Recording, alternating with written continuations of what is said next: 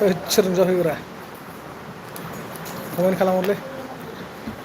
कार्बिआंलंआवसो दंफैयो आं लांहिनाव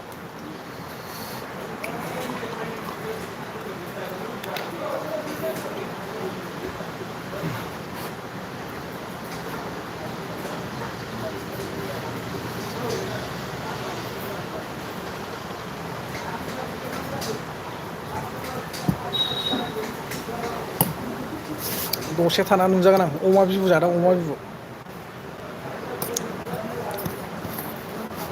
हटेलाव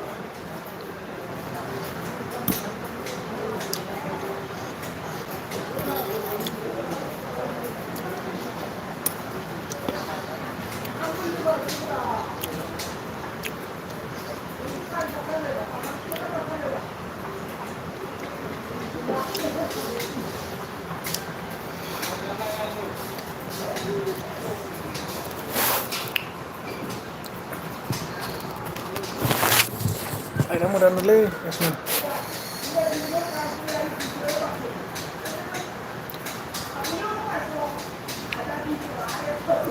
कार्बिआंलंआव मोनफैलायबाय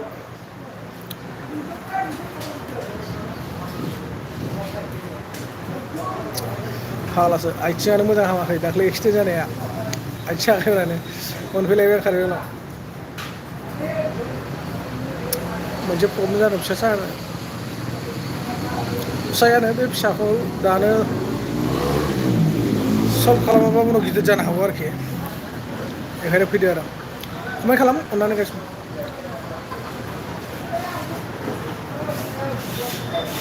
होद बे सिख्रियालाय मा सिख्रिब्रा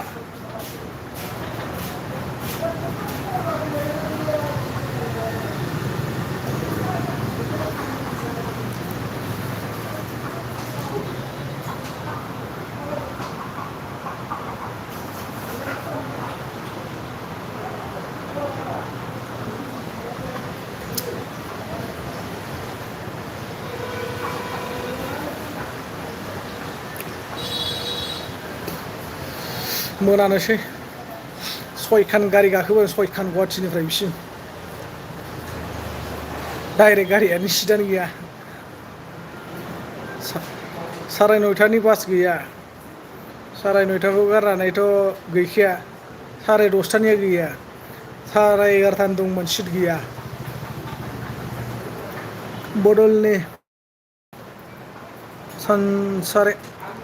आं लाइकल' दै ओमफ्राय खबर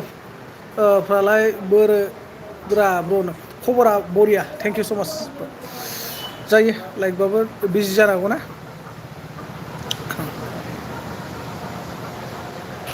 होदो दे ब्र लाइकखौ होदो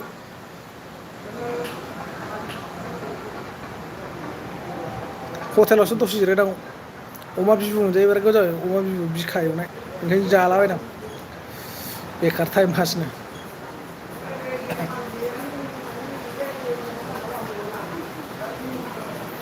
कार्बिआंलंनि मानसिफोर दंमोनलै सोरबा सोरबा लोगो हमनो ओंखारलाबायग्रा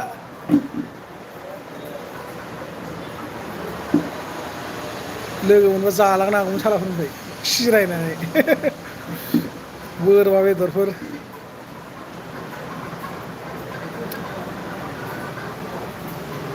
थेंक इउ लाइक होनायनि थाखाय रनिसिम दे सोर सोर लाइक होआखै होदो दे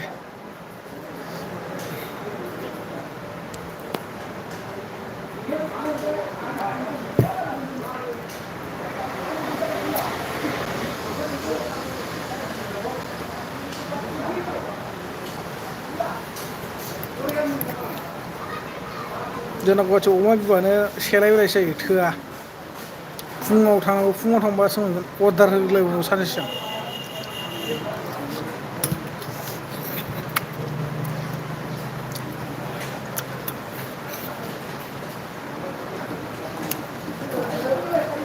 लांहिन तिनालियाव दं दा लांहिन तिनालि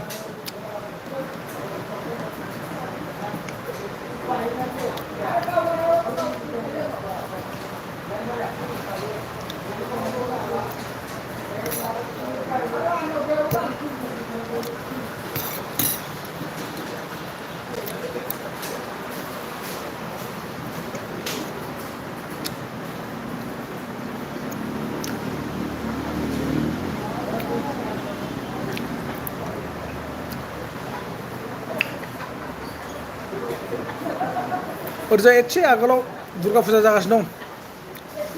लाइक देन वान ओके बाय ब्र ओके ओके थेंक इउ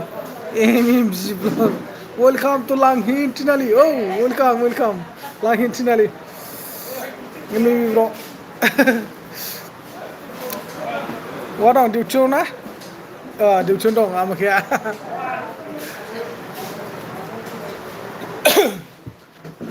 एबार जों दै मोनसे लाबोदोलै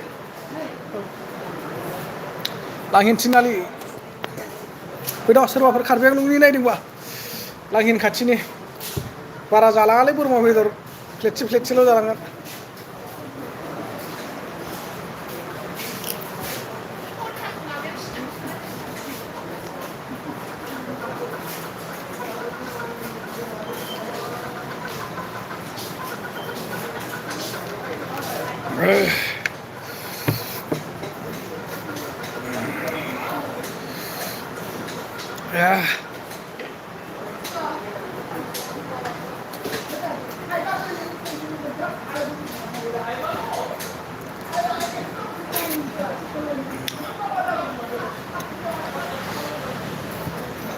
मा राव खमेन्ट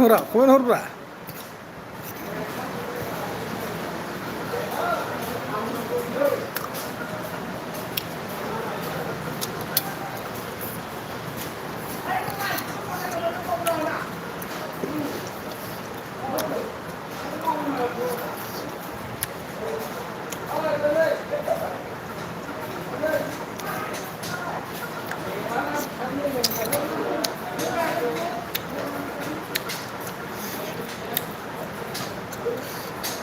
आंबो जागौमोन सावब्रबगौमोन जाफै जाफै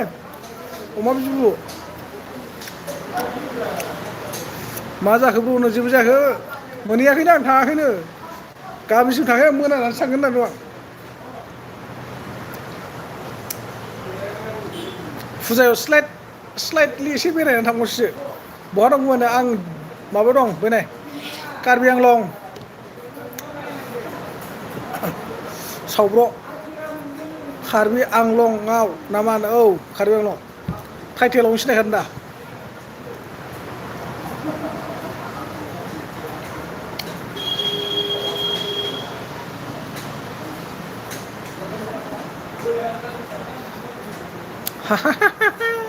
फाग्ला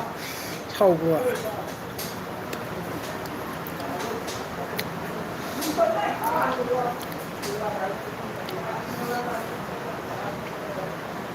गुमै डलार सोना होनो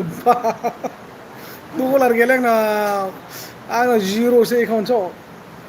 आरो डलार सोनो नोंनाव दाख्लै सासे मानसि बुंदोंमोन ना बिदिनो जानो आंहाबो रोङा आं बारा रोंगोन सोलोंबा दा बेनि प्रब्लेमा मारै बेखौ मिथियाखै आरोना आं जेनेबा बेनि सोमोन्दै नायबा मिथिगोन आरो मिथिनाया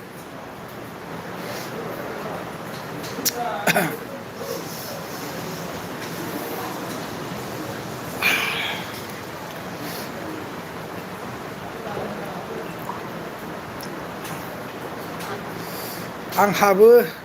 नै दासो मा होनदों इडलि जानोसै इडलि जानोसै दे जादो 19 थाखानिल' ब्रा 19 थाखानि मा एफा डलार बेलाय एमबिसो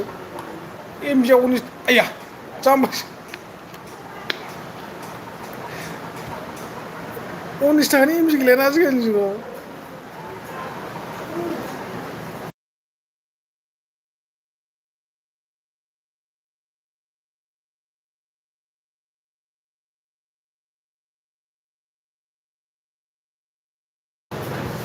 खम जारला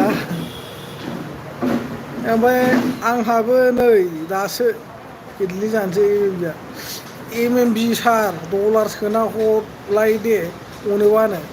सुपार सेटलै औ बेखौ होनब्रा बेनोथ' आंना माबा जाना दं मा होनो जिमाइलजों बैजों मिलाया पासवार्ड बियो ओमफ्राय पासवार्ड होबाबो जाया बबे पासवार्ड होयो दिनै आंहाबो बेहायनो कन्टिनिउ डिउटि औ बेयावनो हरै 10थासिम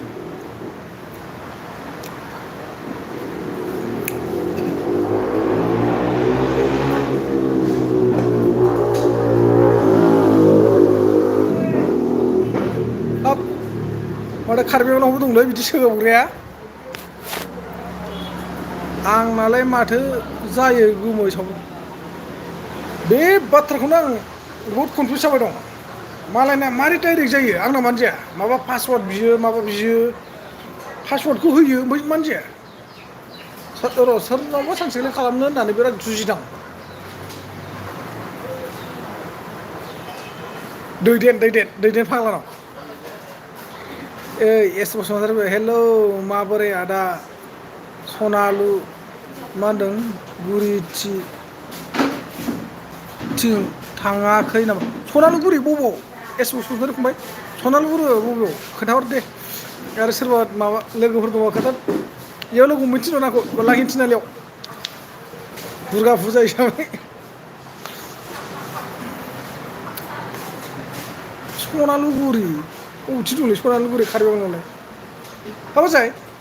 सनालुगुरि दं नामा कार्बिआंलंआव बबेथिं हा अबे फुजा बै गनेश फोथार गनेश फुजा जाग्राया बेथ' होनबाथ' बै माबाजोंसोलै माबाजोंबो थांजायो बियो ओरै लांहिन मानिफुरा ओइजों थांबाबो मोनो दा औ थाङाखैलै फंबाय इथिं आं दा लांहिन थिनालियाव दङ फंबाय मोनफैनायानो बावाखै एस बसुमतारी ओमफ्राय एस बसुमतारी फंबाय माबानि नामा कार्बिआंलं नामा बा गुमैया हरनांजानो गिना मादि खोन्थायो मा होनथार ओइद बिदि नङालै फाग्ला 19 थाखा 22 थाखायालाय नांगौबा नों खालामना ला दानो सोना हरगोन आं 30 थाखासो आंनाव आं माने जायैखायसो बुंदों आरोना जायाबाथ' हरफ्लांबाय थासिगौसो आं सोरबा ओमफ्राय र'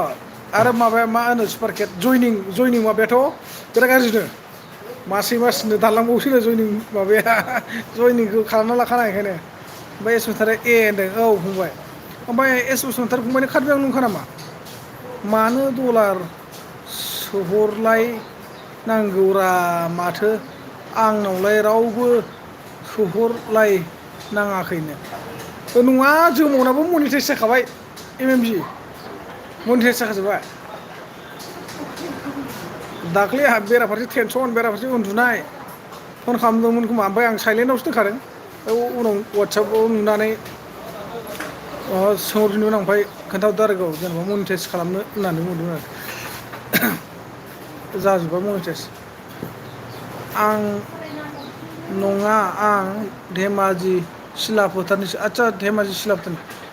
बेखौ मिथियो आरोना एम एन बर' ब्लक आदा मा ओंख्रि मा होनदों जानायफोरा आदानो ओंख्रि जानाय हटेलाव रुटिजों बयलार बेदरजों जाबोदों आं खानाफारायाव फंबाय गुवाहाटियाव ओमफ्राय दाबो नै ओंखामखौनो जायाखै आं अमा बिबु एवनायसो जागासिनो आं हटेलाव कार्बिआंलंआव मन' जायाखैलै आंना सावब' फ्रायसो नायदों नोफा एरला लाखादों आंना बाहाय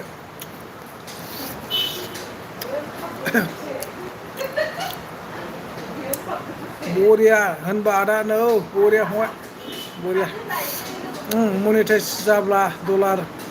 सोहरलायनांगौ आरो होनबा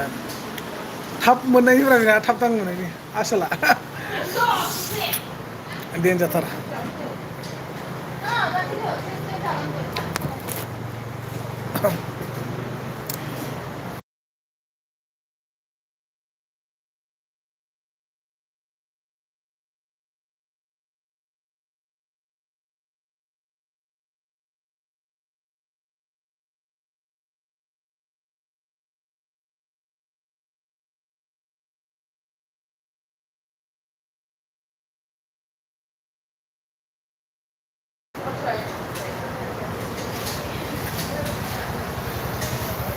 सावब्रना मनिटाइस जाबाय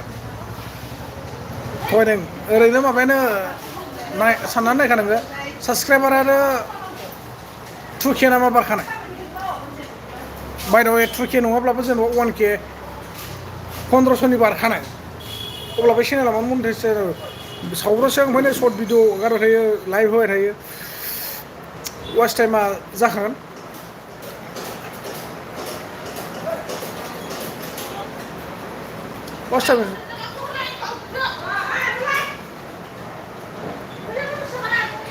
लांदों सालास आसोलानो थोद अबाव मा मोनसे आयै खुलुमनांगोन संगिता थांखि ओइ रुफा होनदों नोंबो आंखौ रुफा होनो आरो दांगि खुलुमबाय ओइ रुपानो मा सना लाइक 5 नो थेंक इउ ओइद फरल'सो अबाव 5 अफ खालाम लाइना दौगासिनो आसोल थै अबाव अफ खालामखो आंलाय आं नोंसोरनि बे केमेरासो होदोंमोन जगावसो नांथागासिनो आं जगाव दोननोलाय नै नायफिन नै हटेला नै जोंना आर'नाइ हटेलनो कार्बि आंलंआव आर'नाइ हटेल दं जोंहा माबायाव लांहिनाव दा जुदि सोरबाफोर फैयोबा बेयाव फै एभ्रिथिं मोनजोबगोन आरो ना मा नांगौ हास फाग्ला बिदिनो जायोनो मा जालायखो नोंहालाय फाग्लि ओइथिं नायना ला बाजैया ओइनै आदा दं बेयाव आदाया मा मावगासिनो दं जिरायनानै फ्रिज नांगौ फ्रिज मोनगोन फांखा नांगौ फांखा मोनगोन लाइट नांगौ लाइट मोनगोन आरो लाइटखौ बन्द' खालामनांगौ मोनगोन ओइजोंनो मेन लामाया दा थांनोबा ओमफ्राय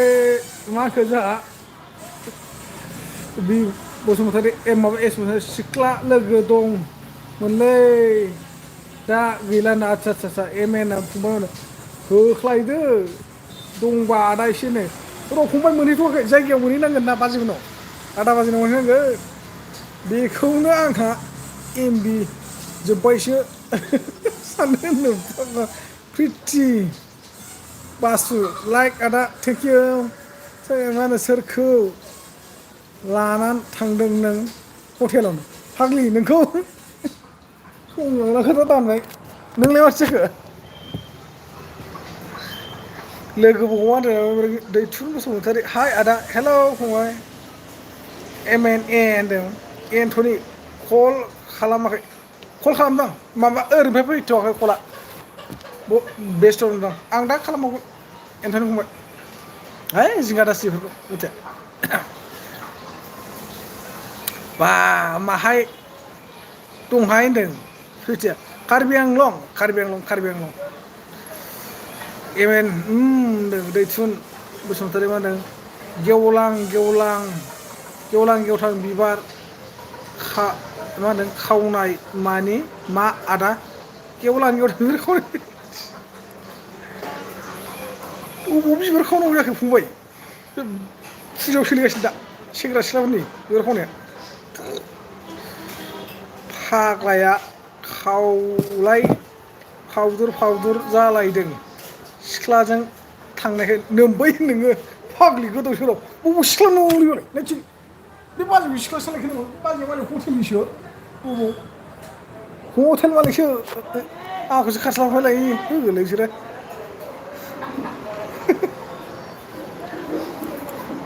हनै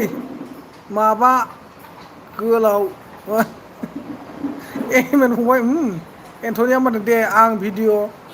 आपल'ड होगासिनो आं होफिनबा गाज्रिसिन जागोन होना मा दे आं भिडिअ आपल'ड होगासिनो औ नंगौ राइट आदा होनदों जा दैथुना नंगौ आंबो फंनैसो खोथा बुंनो दा दाहायबाबो क्लिप सोनो हागौ नङाबा गाबोन फुङाव संगिता मिनिदों निकिता बिटिवाइ मा जायगा होनो कार्बिआंलं निकिता मारै दं खबर सबर प्रिथि ओंखाम संनोसै आंहा दे संदो दैथुना मा होनदों प्रिथिनि कमेन्टखौ दा फराय मा होनदों गावबा मोजां फराया बे आदसा नंगौ नामा मानो मोजां फराया जाखो हा फरायनांगौरा बयबो कमेन्टखौ मोजाङै प्रिथि बासु अनजालु बिसिया सावब्रबोमोन है हामा जाबाय थांबाय बेफोरखौ रायखांलायबाय थाना एमएनआ होनदों दा एबेन फंबाय एमोन फंबायबो फाग्ला सिरिलायबोनाय थाबाय थाखाय दा नायबायल' थाङो मबाइलाव गंनै खोमा आसोला आंबो नायहैबाय थाखाय सिरि नायबाय थायो आं कमेन्ट होखायो आं लाइक होनानै दलद थायो रलै आगै सना साहा फुदुंदों आं सोर आंखौसो आगै होनबावो खै बोसोरनिबा मानसियाबो 22-23निसो खोमा बोरायानो 30-32निल' खोमा खिजानि संगिताना आं सिरिसो थाफायो आदा मा होनो बांगाल बांसिनानो औ नोंगौ थानांगौ ओइ सावब' प्रिथिया हौवाजों रायजादों मैया भिडिअ हरगोन दे आं सावर बोरै मिथिलायखो नोंलाय फाग्ला फाग्लालाय मालाय हौवाजों रायजानायखौलाय आगैसोथ' नों बैसोआ बोरायनि बैसोआ बोरायसो नांगौनो बेथ' मा होनो दिनैनो बा गावलां गावथां बिबार खावनाय मेलाव नुजाथिफैनो हानाय गासै रायजो राजा नोंथांमोन दिनै आरोना गेवलां मेला दुर्गा फुजानि गेवलां मेला दिनै दा गाबोन जोबगोन नामा आं 38 जाबाय जालायलांबाय खियाखैनो फोथाव जाया मानो होयो बोरायखौनो दाखालै सोरबा सोरबा 38 नामाल' होनना खिथाथारदों आदा होनदों मिस क्रेसन औ फंबाय क्रेथन फंबाय बुं गोजोननाय थाबाय फंबाय आं कार्बिआंलं दं फंबाय दै एमएनआ सांगि बाजै एमएन होनना मिनदों दैथुना ओं सालथि होनदों औ सालथि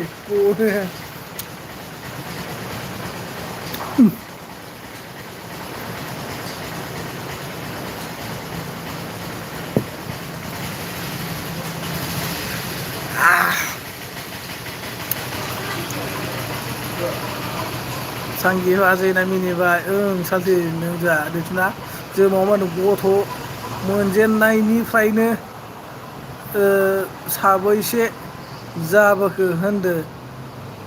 देबानना सावब्र' प्रिथि बासु सानजिखौ बिराद गोसो थोबोबायनो सानजिया होद आं मिथियालै गथ' मोनजेननायनिफ्रायनो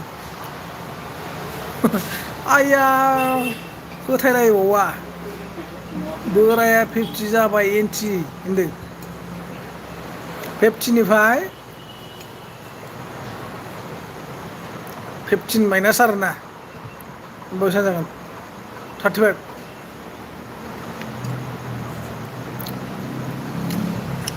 आदा अबेनि आं फंबाय मिक्स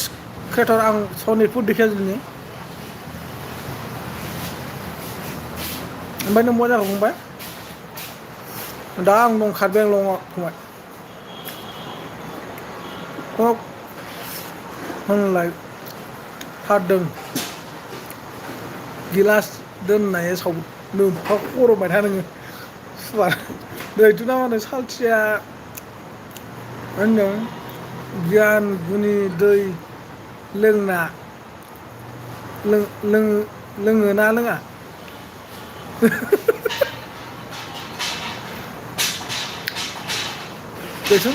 दैथुन सालथि सिथा हामा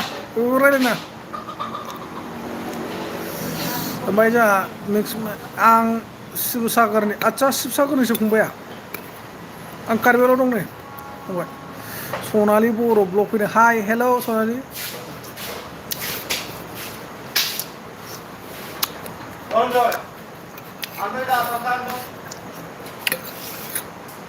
कार्बिआंलं वेलकाम केमेरा होथे लायदों आसोला माथो जादों ना अमा बिबु एवनाय जादों आं सनालि हटेलाव अमा बिबु एवनाय जादों ना एवनाय जादों ना फ्राय अनलि 29ल' दांजाया नों औ नङाथाय माथो बिदिल'ब्रा बियो 29 बो नंबावसोलै नायनानै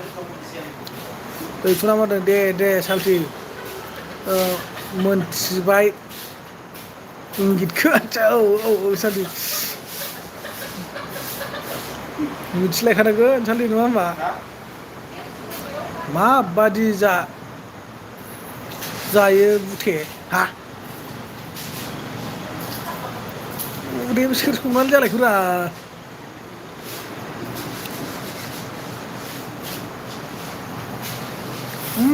दे जायोमोन जोंना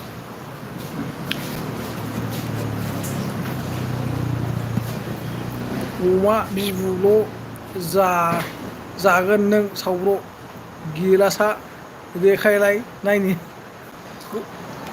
गेलासो गैयाब्रा नै ओइ साला नायदो नो फाग्ला बेलाय ना एकदम माजु एरेथो दै बथल बे खालि जाबाय ओमफ्राय नै ओरैजाय मोनसे दं दै बथल नुरा नुजोबबाय नै बे जग खिथु दंसो थांलाय लांगोन दा बे जगखौ बोनो थांनि आं नोंसोर केमेराजों नारसोगोन आं र' नायबाय था दै बोरोसो गैयाब्रा मानो अयनाय सानबायलै सावब्रआव थाङो हनै नोंखौ बुथेसो होनबाय सिनानि जियेब बुरि हा सिनानि सोर सिनानि बुरिलै बेयो सिनायला नामा बुथे आंखौ नों सनालि माबानोसै होनबा बुथिया बुरिसो बियो भुटान खाथिनि जेरै सनालि ओरै सरलपारा दा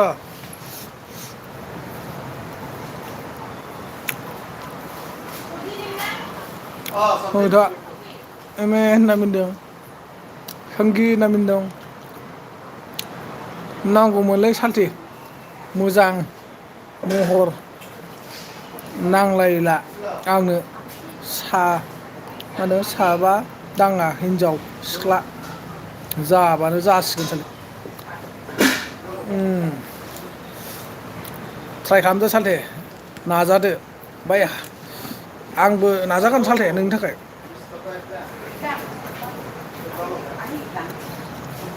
टेबोल सिङाव दोननाया नोमफा खर'नो टेबोल सिङाव दोनखो हो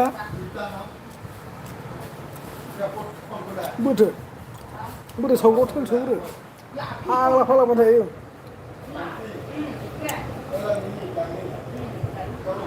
देनजारलै बे सावग्रावा बिराद सन्देहआनो बारा फाग्लाया बुथे फांखा लानाया गोजाङाखै नामा फाग्लि नों थानायाव बोरै गोजानाव जाखो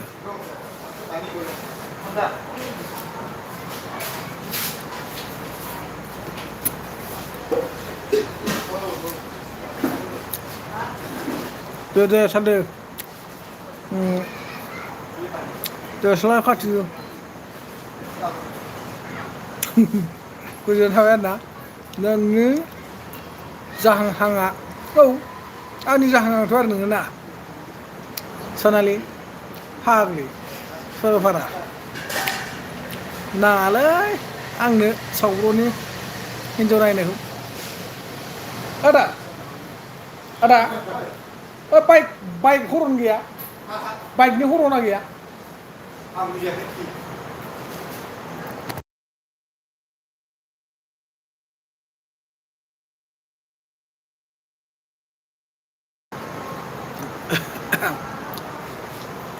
थुलु बेवाय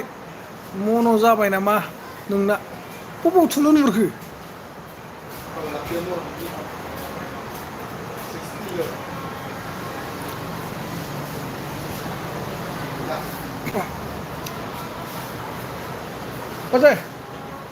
बाजै आया र'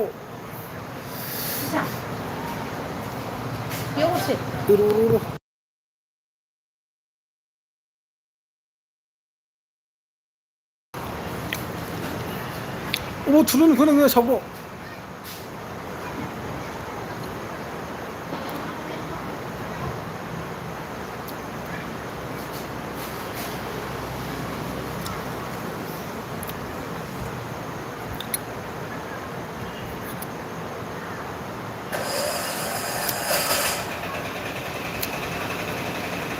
जों हमनो मिथिगारदों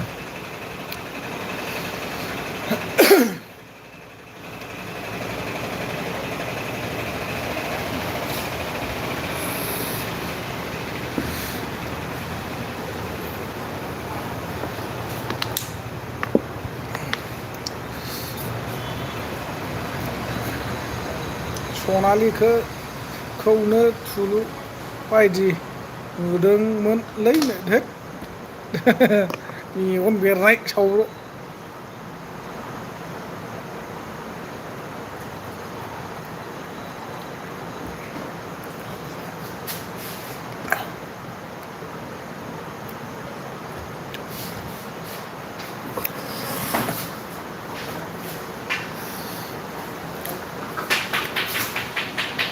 नामा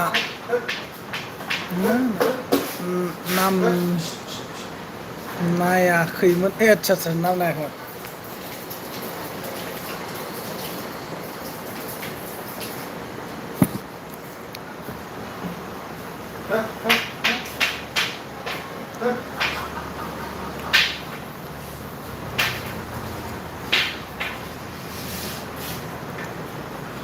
साला र' नों सोर खोखो आंखौ दांगियाव नांगौ दांगिया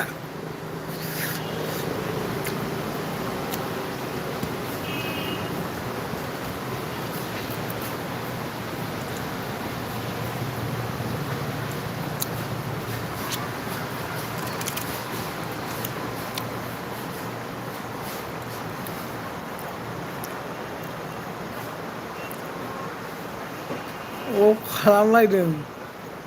दर गग'नो लालामोन आरो जाद्रायालाय सावदोंना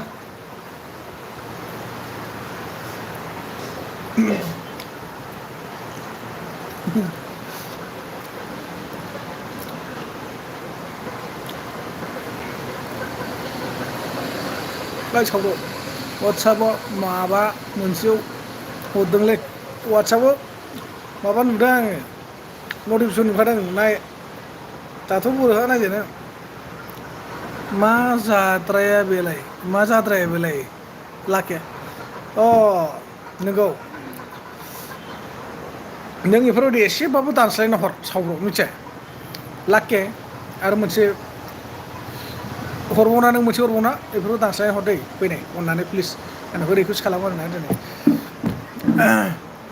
बिदि एसे दाननानै हर मानो होनबा थब फरायफ्लांबा एसे उसुबिदा जानायालाय बहाबा माबाफ्राव मा लोगो दिगि थानाय बा लोगो दिगिबाबो जेनेबा सिम्पोल लोगो दिगिबा जेबो नङा जोंनि आप लेभेलनि लोगो दिगि थानाय बा नोंहाबो नोंनि आप लेभेलजों रायलायनायाव एसे उसुबिदा जायो जों दा लोगो हिसाबै सावरायनायाव बेलेग जायो नङा होमबा आं दिनै मोजां मोनदों आरोखि देलाय मा होनो दानस्लायाखै लरग' होनदों दालाय दा औ औ बिदिनोथ' होनदों बेफोर दानस्लायना बुंहरनांगौ आरो मोनसे हरबावना नोङो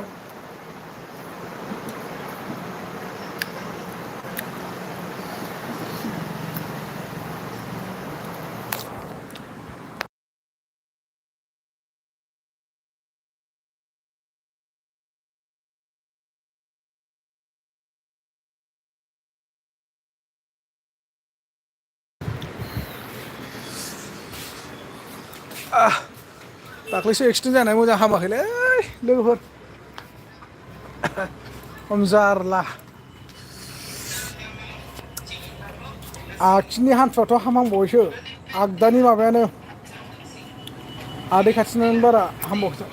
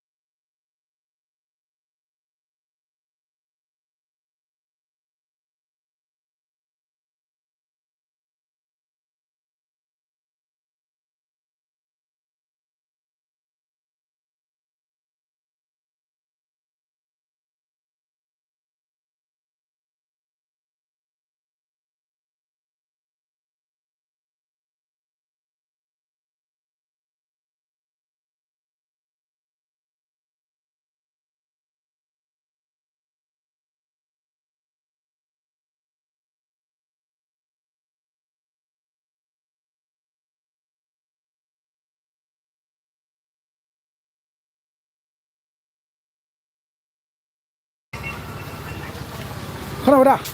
खोनाला नै अफ खालामना लानानै लग'आ हैद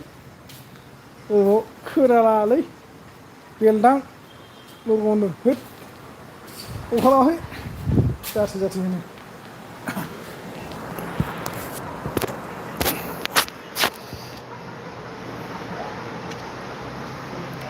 दे माथो खोथि जाखो अजय टाइमा खोथि जाखो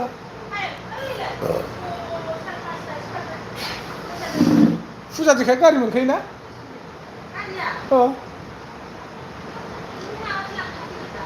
रिजार्भ थैबायलै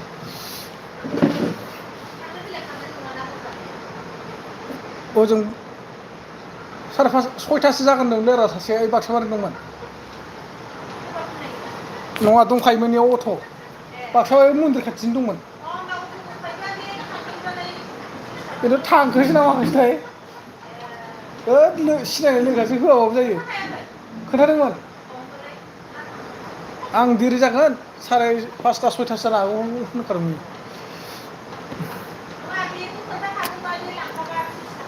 औ आरो लोगोसेबाव होआबाबो जाबावसो उन्दैनिफ्रायनो सिनायलायनाय फरायदोंब्रा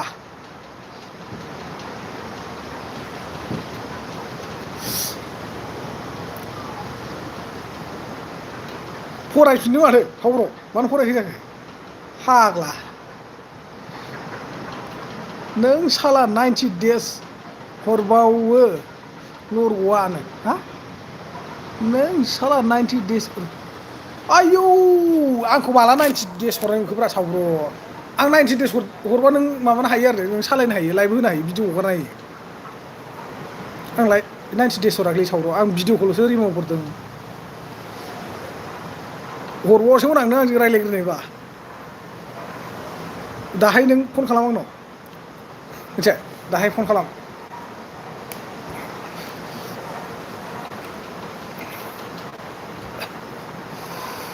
आं लाइभ दोनबाथाय फन खालाम नोङो वाट्सएपाव हरदोंलै नाय होनदों मन' जादोंना जायाखै होननायखौ लरग' बेलदां औ नुखादों नायखादों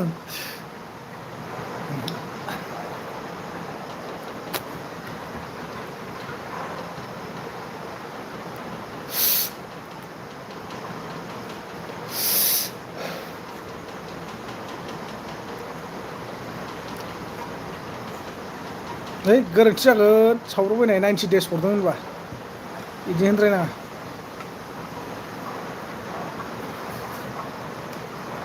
ओइ देख' लागायलायबाय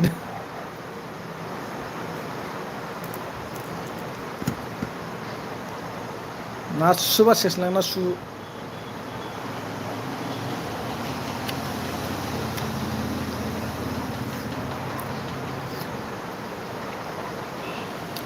दाउबाबो दायसो जायो फाग्लायानो होद मा दाय जानांगौ जाखो नों फन हरब्रा दाहाय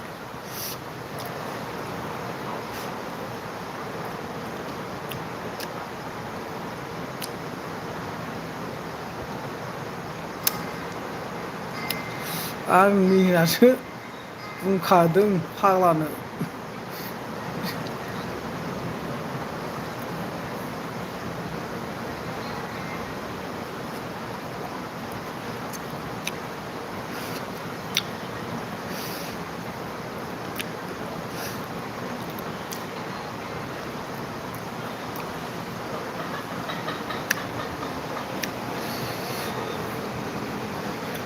बिदि रिमुभ खालामनाया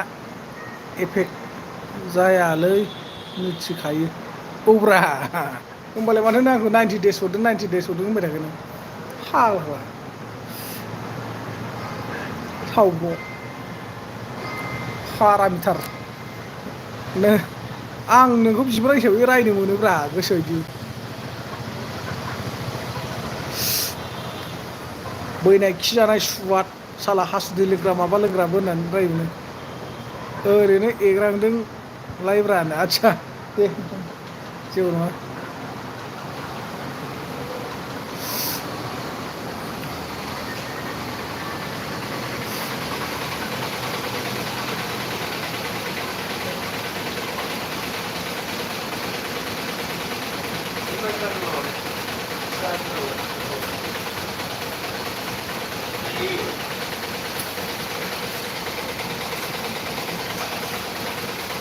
बाबा होथेनाया केमेरा बिदिनोरा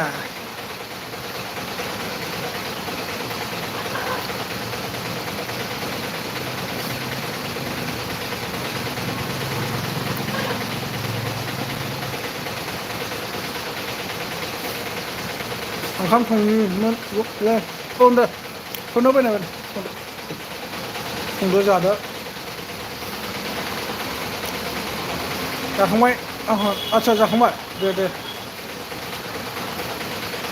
आंहा जाखांबावासो ना फ्राय जानो मोजां जाबावोसो आं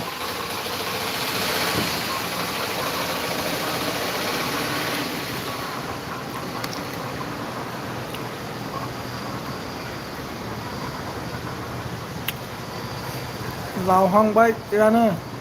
रायलायनाया अबाव लावहांङो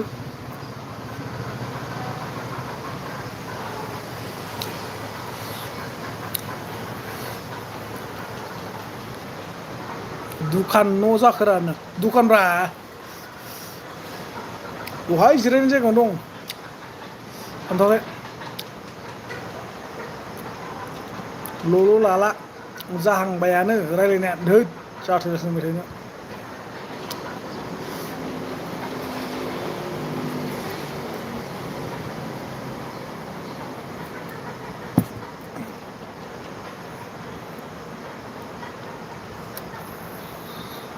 गाजा दखानलै एम सारनो गोजा दखान थोद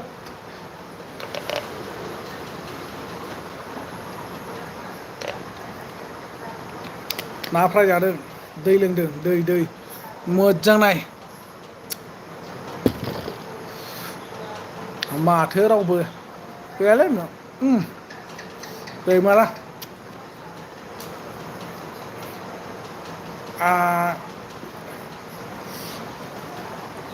ब्र' ब्र'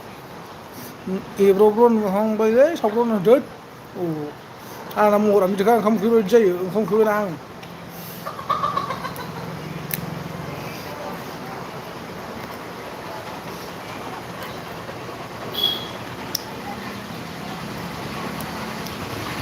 जानला थारलै सावबाय जोंना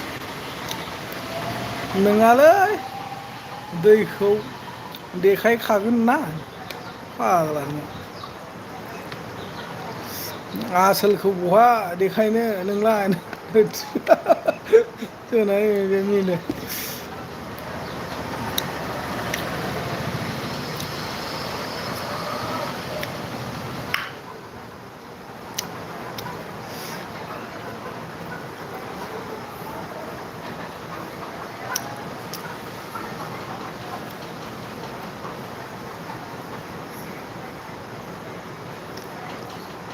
दैखौल' बहा लुगासिनो जेन'बा दे बुंलाय दै लुदों दे आं ओमफ्राय बाजै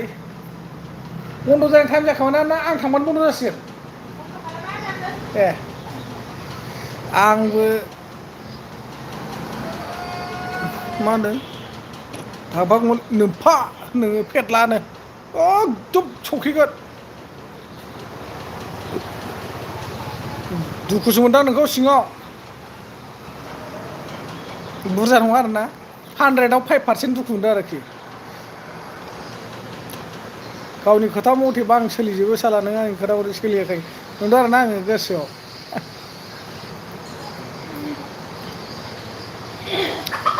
ओइ सावराव गोमै आंनि हाबायाव फैगोन ना फैया बुंलाय दे नों लिंहरबा मानो थाङा नों लिंहरबा मानो थाङा सावराव थाङै सोर दं नों लिंहरबा थांब्रा नभेम्बराव आंनि हाबाया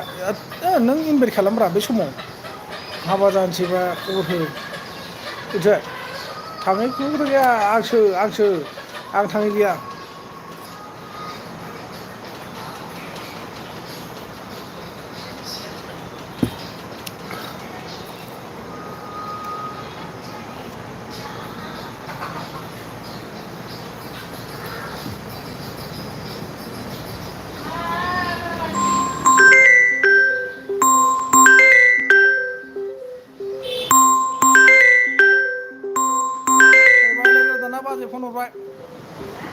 मास बारा जागोन आंनि हाबाया फै लिंहरगोन औ दे दे बेखौबो लिंहरगोन औ जों जमा थांखागोन ना